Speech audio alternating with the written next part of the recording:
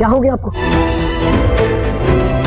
गई तो गई क्यों? यकीनन कुछ तो हुआ है। मैं दोबारा उस घर नहीं जाऊंगी दादी, ये तो बिल्कुल पागल हो गई। हेलो फ्रेंड, निगार बेगम ने ठान लिया है कि वो जावियार के आने से पहले दुर्नायाब को इस घर से हमेशा के लिए निकाल कर रहेंगी।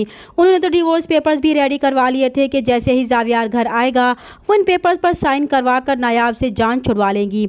लेकिन दुर्नायाब की प्रेगनेंसी ने इनके सारे अरमानों पर पानी फेर दिया था कि अब इन हालात में तो डिवोर्स भी नहीं हो सकती। वो जानती थी कि अगर जावियार को नायाब की प्रेगनेंसी के बारे में पता चला तो वो कभी भी अपनी औलाद की खातिर दुर्नायाब को तलाक नहीं देगा। ऐसे में जेवी उन्हें मशवरा देती है कि फिलहाल जावियार भाई को दुर्नायाब की प्रेगनेंसी के बारे में पता नहीं चलना चाहिए। इस तरह जेवी और निगार बेगम इस बात को छुपाने का फैसला करती हैं ताकि वो कुछ ऐसा प्लान कर सके कि दुर्नायाब हमेशा के लिए इस घर से चली जाए। उधर नायाब बेचारी जो नहीं जानती कि वो माँ बनने वाली है, वो इस बात से बेखबर इस बात को लेकर परेशान होती है कि जावियार भी अब इसे शादी करके पछता रहे हैं।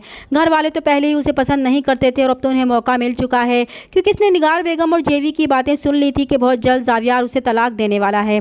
उसके दिमाग में ये बात बैठ चुकी है कि जैसे ही जावियार घर वापस आएगा तो फ़ौरन उसे तलाक देकर हमेशा के लिए इस घर से निकाल देगा। इस टेंशन से इसकी तबीयत और भी ज़्यादा ख़राब हो जाएगी। दादी को तो वो ये सारी बातें बता चुकी थी और उन्होंने उसे तसल्ली भी दी थी, लेकिन इसका दिल फिर भी बहुत ज़्यादा घबरा रहा होगा। इसलिए वो दादी के कमरे में जाएगी तो दादी भी घर पर नहीं होंगी, इसलिए वो वापस अपने कमरे में जाने लगेगी।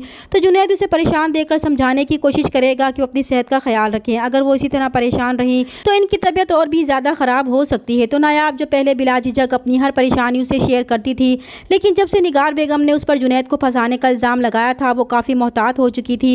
इसलिए वो जुनैद को भी कुछ नहीं बताएगी और कहेगी कि वो ठीक है, बस थोड़ी सी घबराहट हो रही है, लेकिन अल्लाह ताला सब खैर करेगा। और फिर जैसे ही वो ये कहकर आगे बढ़ेगी तो चक्कर आने की वजह से वो जैसे ही लड़खड़ाएगी तो जुनैद फ़ौरन उसे संभाल लेगा और परेशान हो जाएगा और नायाब से कहेगा कि इनकी तबीयत तो बहुत ज़्यादा ख़राब है। इसलिए वो नायाब के मना करने के बावजूद उसे हॉस्पिटल लेकर जाएगा, जहाँ नायाब पर इंकशाफ होगा कि वो माँ बनने वाली है। और इस बात का निगार बेगम को भी था, लेकिन उन्होंने उसे नहीं बताया। अब उसे और भी ज़्यादा खौफ आएगा कि निगार बेगम जो इसे इस घर से निकालना चाहती हैं और शायद ये बच्चा उनके नज़दीक रुकावट बन सकता है, तभी उन्होंने ये बात सब घर वालों से छुपाई है। कहीं वो इसके बच्चे को नुकसान तो नहीं पहुँचाने वाली।